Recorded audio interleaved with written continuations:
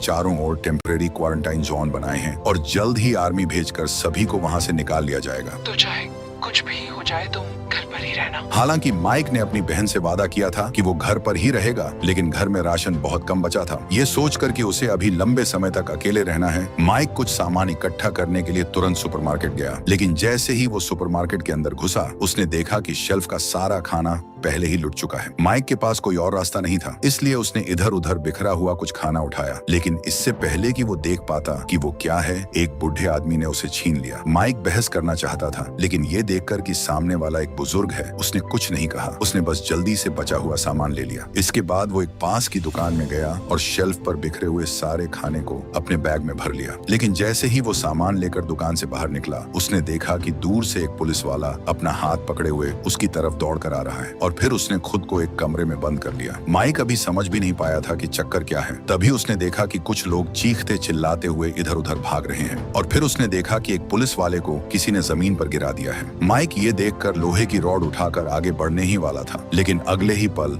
वो डर के मारे अपनी जगह पर ही जम गया। वो इन्फेक्टेड आदमी दहाड़ते हुए उसकी तरफ दौड़ा, लेकिन अगले ही पल पुलिस वाले ने गोली मार दी। माइक अभी उस सदमे से बाहर भी नहीं आ पाया था कि उसने देखा कि घर के अंदर वाला पुलिस वाला भी वायरस का शिकार हो चुका है। वो उस घायल पुलिस वाले को देखने के लिए आगे बढ़ना चाहता था, लेकिन पुलिस वाले ने माइक से कहा कि वो तुरंत वहां से चला जाए। इसके बाद पुलिस वाले ने हार मानकर खुद को गोली मार ली। माइक घर लौटा, सारे पर्दे गिरा दिए, फिर आंगन की दीवार पर लोहे की जाली लगा दी और आखिर में सभी दरवाजों की सिटकनी को कीलों से ठोक कर पक्का कर दिया। बाहर क्या चल रहा है ये लाइव देखने के लिए उसे स्टोर रूम से एक कैमरा भी मिल गया, ताकि अगर बाहर कोई अचानक से मुसीबत आ जाए तो उसे निपटने के लिए थोड़ा टाइम मिल सके। जब उसने सब कुछ सेट कर लिया तो आधी रात बीत चुकी थी। माइक ने खिड़की से बाहर देखा और पाया कि आर्मी धीरे धीरे आसपास के लोगों को निकाल रही है और जल्द ही बाहर दरवाजे पर खटखटाहट सुनाई दी। माइक जल्दी से एक कोने में छिप गया और अपनी सांस रोक ली और आखिर में वो बिना किसी खतरे के फौजियों की तलाशी से बच गया। देखते ही देखते आधा महीना बीत गया। कभी चहल पहल वाली सड़कों पर अब कोई परिंदा भी पर नहीं मार रहा था, लेकिन माइक को अपनी बहन की तरफ से कोई मदद नहीं मिली। शहर के नेटवर्क कटने के साथ ही फ्रिज का खाना भी खत्म होने वाला था। अगर वो और इंतजार करता तो शायद माइक घर में ही भूख से मर जाता। जिंदा रहने के लिए माइक को रिस्क उठाकर सामान ढूंढने के लिए बाहर निकलना पड़ा। बिना किसी हथियार के वो ज्यादा दूर जाने की हिम्मत नहीं कर सका। वो बस पास के पड़ोसियों के घरों में घुसकर तलाशी ले सका, लेकिन उसने लगातार कई घरों को छाना और उसे जरा सा भी सामान नहीं मिला। जब वो हार न मानते हुए अगले घर की तरफ बढ़ा तो उसने हैरान होकर देखा कि इस घर में अभी भी कोई है। असल में वो बूढ़ी औरत अपने दोनों पैरों से लाचार होने की वजह से नहीं जा पाई थी। वायरस फैलने से पहले उसके बच्चों ने झूठ बोला था कि वो पहले अपने बच्चों को सेफ जोन में भेजेंगे और फिर उसे वापस लेने आएंगे, लेकिन उसे क्या पता था कि जाते ही वो अपने फोन बंद कर लेंगे। यहाँ तक कि रेस्क्यू टीम ने भी उसके पैरों को खराब देखकर उसे छोड़ दिया था। दोनों ने थोड़ी बहुत बातचीत की। इसके बाद बूढ़ी औरत ने तुरंत पूछा कि क्या उसे कोई खाना मिला है। उसने कुछ नहीं कहा, बस अपना सिर हिला दिया। माइक ने कहा कि उसने पूरी एक गली छान मारी है, लेकिन उसे जरा सा भी खाना नहीं मिला। जब माइक को लगा कि वो भूख से मरने वाला है तो बूढ़ी औरत ने बड़े आराम से कहा कि वो मदद कर सकती है। ये कहकर उसने माइक को अपने बिस्तर के पास बुलाया। असल में वो बूढ़ी औरत हर दिन खिड़की से बाहर नजर रखती थी, इसलिए उसे अच्छी तरह पता था कि किस घर में खाना रखा है। सचमुच उसके बताए रास्ते पर चलकर माइक को चीजें मिलने लगी और कुछ ही देर में उसने अपना बैग भर लिया। उसे एक घर में धूल से सनी एक मोटरसाइकिल भी मिली। बाइक मिलने के साथ ही उसके आने जाने का दायरा भी धीरे धीरे बढ़ गया। आधे दिन में ही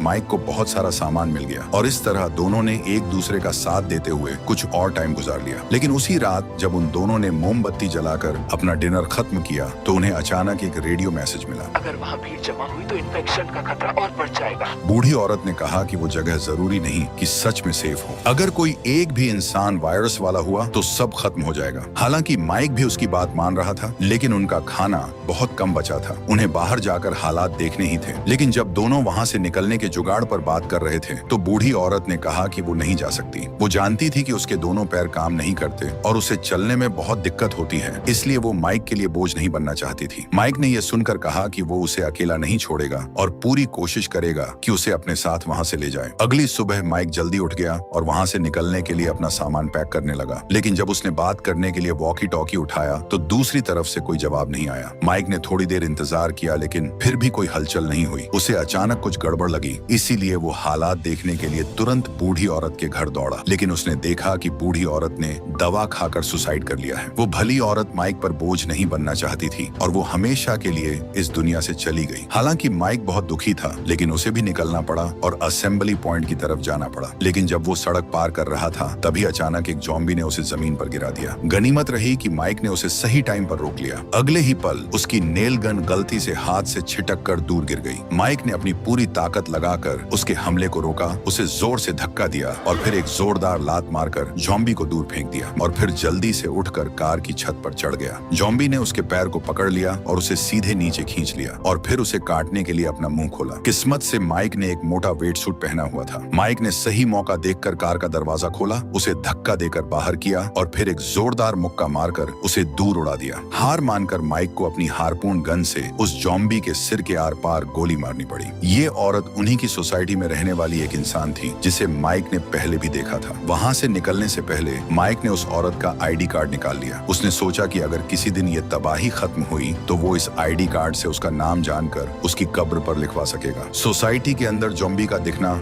इस बात का पक्का सबूत था कि अब यहाँ रुकना सच में बिल्कुल भी सेफ नहीं है। इसलिए उसने अपनी बहन को एक मैसेज भेजा जिसमें उसने समंदर वाले रिफ्यूजी कैंप जाने की बात बताई। उसने लिखा कि अगर किस्मत अच्छी रही तो कुछ ही दिनों में हम मिलेंगे और उम्मीद है कि रास्ते में कहीं कोई नेटवर्क वाली जगह मिल जाए ताकि तुम्हें मेरा ये मैसेज जल्दी मिल सके। शहर छोड़ने से पहले माइक ने एक बार उस क्वारंटाइन जोन की तरफ जाकर देखा और बिल्कुल उसके जीजा जी की बात सच निकली। वो जगह पूरी तरह से बर्बाद हो चुकी थी। वो पोर्ट जाने के लिए एक छोटी सी पतली सड़क से गया, लेकिन उस रास्ते पर भी उसे ज़ॉम्बी मिल गए। एक पल के लिए उसका ध्यान भटका और वो लाशों के एक ढेर से जा टकराया। गाड़ी पलट गई और वो अपनी बिल्ली के साथ नीचे गिर पड़ा। गाड़ी अब किसी काम की नहीं बची थी, इसलिए माइक को अपनी बिल्ली वाला बैग कंधे पर लटकाकर पैदल ही आगे बढ़ना पड़ा। ये जगह पोर्ट से बहुत ज्यादा दूर नहीं थी। उसने अपनी पूरी ताकत लगाई और भागता हुआ पोर्ट के अंदर घुस गया। उसने दरवाजे पर ताला लगा दिया और ज़ॉम्बियों की पूरी भीड़ को बाहर ही रोक दिया। उसने अभी चैन की सांस ली ही थी कि एक और बड़ी मुसीबत आ गई। उसकी अपनी नाव वहां से गायब थी। अंदाजा यही था कि वो एजेंट उसे लेकर भाग गया है। इसके बाद माइक मछली पकड़ने का सामान बेचने वाली एक दुकान में गया और वहां से काम की कुछ चीजें ढूंढ निकाली। साथ ही अपनी हारपून गन के लिए एक और गोली का जुगाड़ कर लिया। दुकान से बाहर आने पर उसने देखा कि पानी में एक नाव खड़ी है, तो उसने सोचा कि इसे ट्राई करके देखते हैं और वो तैरकर उस नाव तक चला गया। नाव तो किसी काम की नहीं थी। तभी नाव के अंदर बने एक छोटे से केबिन से कुछ आवाजें आने लगी। माइक ने जैसे ही दरवाजा खोला उसने देखा कि अंदर एक छोटा सा बच्चा है जो वायरस की वजह से ज़ॉम्बी बन चुका है और वो बहुत ही भयानक लग रहा था। समंदर में निकलने के बाद माइक ने अपनी बहन को फिर से एक मैसेज भेजा,